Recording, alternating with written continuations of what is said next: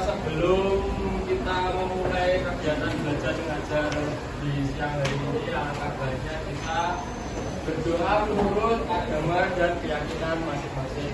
Berdoa dimulai.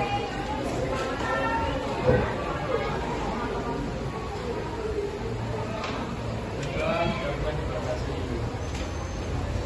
Hari ini materinya presentasi kelompok berapa? 5.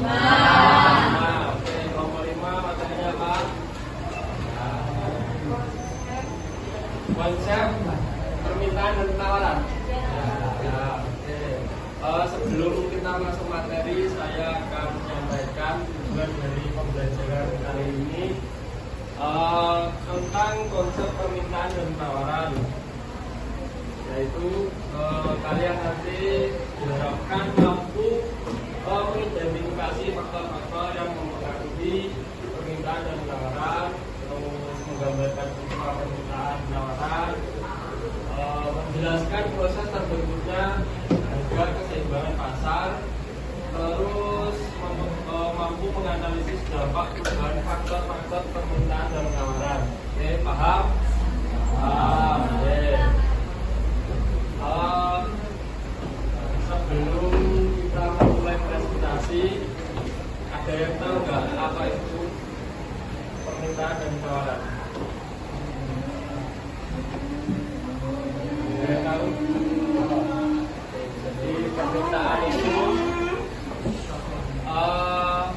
apa yang diinginkan oleh konsumen kepada apa yang diinginkan dari konsumen kepada produsen, dan penawaran itu negosiasi antara produsen dan konsumen, dan itu nanti negosiasi tersebut akan terbentuk harga keseimbangan atau mengacu pada harga keseimbangan atau persetujuan antara kedua belah pihak. Dan itu namanya harga keseimbangan. Paham? Oke, sekarang kelompok 5 silakan. Kelompok 5 mana?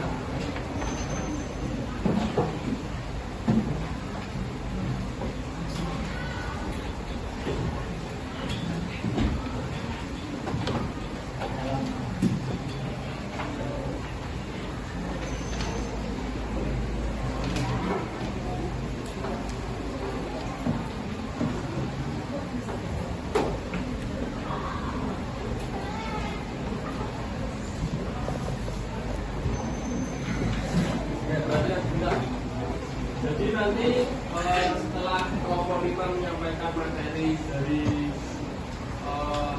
materinya tersebut, nanti kalian menyiapkan pertanyaan buat ditanyakan kepada kelompok 5. Oke, paham? Nah, silakan kalian menyiapkan pertanyaannya dan ditanyakan kepada kelompok 5. Silakan kelompok 5 dibuka. Assalamualaikum warahmatullahi wabarakatuh. Waalaikumsalam warahmatullahi wabarakatuh. Teman-teman, kami dari kelompok 5 akan mempresentasikan hasil diskusi kami tentang keseimbangan.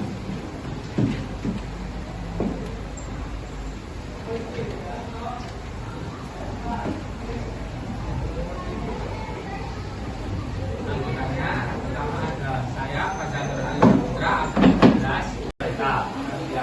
Ilmu ekonomi mempelajari perilaku ekonomi individu, perusahaan, pemerintah, kan masyarakat dalam mengelola sumber daya untuk mencapai tujuan ekonomi. Penawaran, pengertian penawaran. Saya di sini Penawaran adalah jumlah barang atau jasa uang produsen dan juga tersedia dan mampu jual pada berbagai tingkat harga dalam periode waktu tertentu. Fokusnya pada kemauan dan kemampuan produsen untuk menjual. Ini berbeda dengan barang atau jumlah yang dijual. Penawaran dikatakan bahwa jika ada sesuatu barang naik, maka jumlah barang yang ditawarkan juga akan naik. Selanjutnya, jika harga turun, maka jumlah yang ditawarkan akan turun. Dengan antara harga dan penawaran. Tiga, teknologi produksi. Keempat, harga barang lain yang terkait. Yang kelima, tujuan perusahaan atau produsen. Yang keenam, kebijakan pemerintah. Dan ketujuh, ekspektasi harga di masa depan. Dan yang terakhir adalah jumlah produsen dalam pasar. Ya, itu kira jawabannya bisa dipahami atau bisa diterima ya.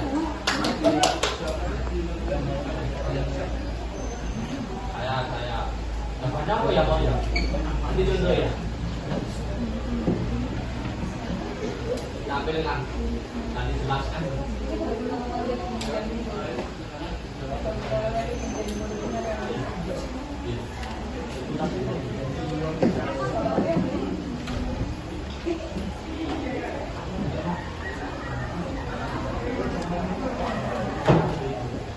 Silakan kalian bertanya kepada kelompok 5 yang ini bertanya dengan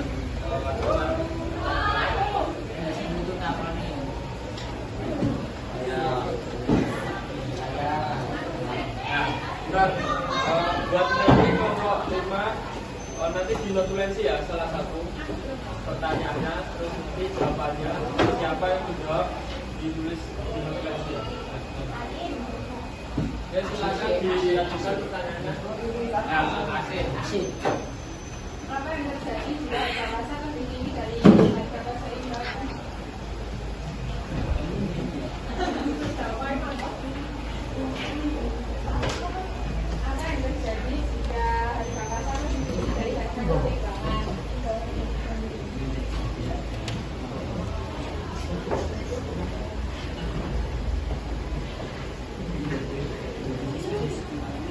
Oke, untuk pertanyaan dari Mbak Aziz, saya buka dulu ke pertanyaan selanjutnya.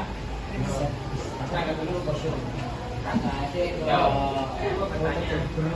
Nama permintaan dan penawaran dalam kehidupan sehari-hari. Dan apa? Contoh permintaan dan penawaran dalam kehidupan sehari-hari.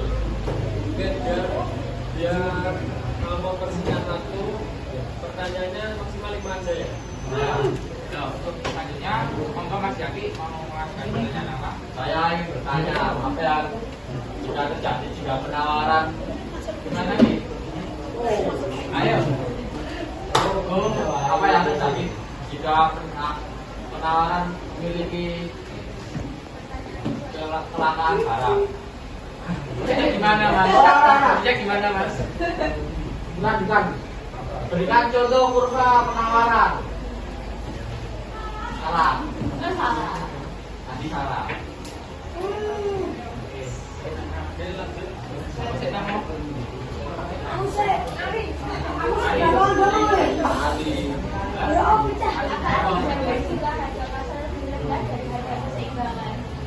Tadi. Bisa diulang pertanyaannya. Apa akibatnya harga pasar lebih rendah dari harga keseimbangan?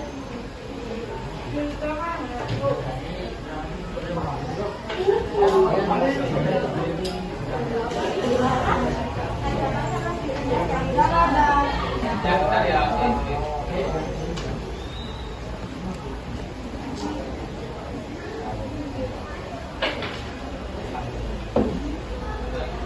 Mas Agus, monggo.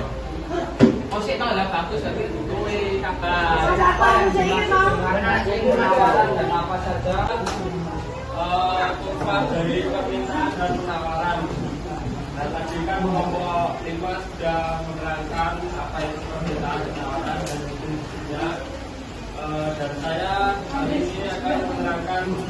kurvanya.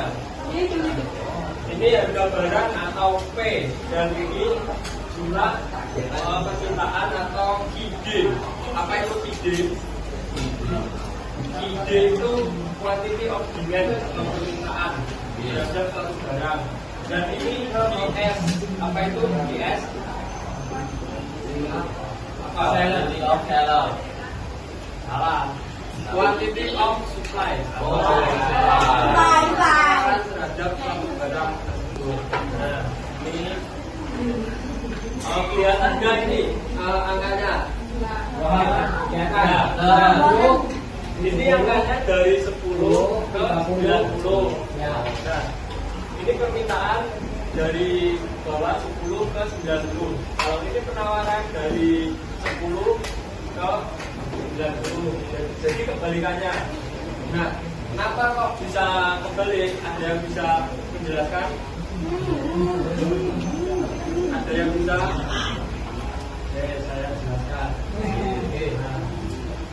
Di saat harga barang tersebut katakanlah 1.000, maka jumlah permintaannya 90.000 dan jumlah penawarannya 10.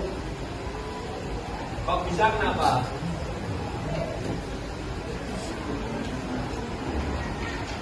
Saya bisa menjelaskan kok bisa kenapa? Karena mengikuti apa? Oke, saya jelaskan. Di saat kalian menjual dimsum lah, katakanlah dimsum kan rata-rata harganya 2.000 per pieces. Nah, kalian menjualnya 1.000 tanpa kalian promosi besar-besaran, dimsum tersebut akan laku terjual banyak, paham? Dan ketika kalian menjual dimsum tersebut di atas harga pasaran, maka yang diminta oleh konsumen akan berkurang atau sedikit. Dan untuk menyiasati hal tersebut, biar dimsumnya terjual sesuai target yang kalian inginkan, kalian kan perlu apa? Promosi besar-besaran. Nah, maka dari itu ketika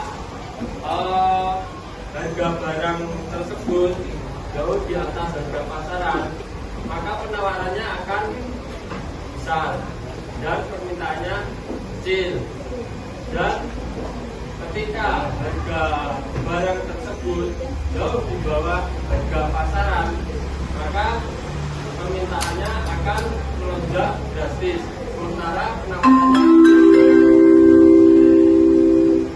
Jetzt beginnt die 6. Ini mati nih sekarang. Itu patah. Bukan ditutup benar, nggak mati. Benar gitu, tapi patah. Jadi Benang itu sekarang.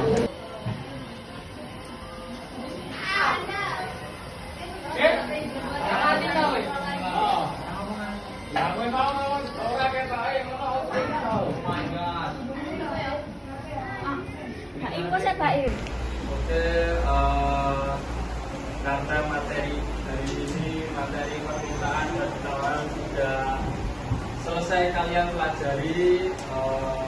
Sebelum mengakhiri pembelajaran kali ini, alangkah baiknya kita mengucapkan hamdalah.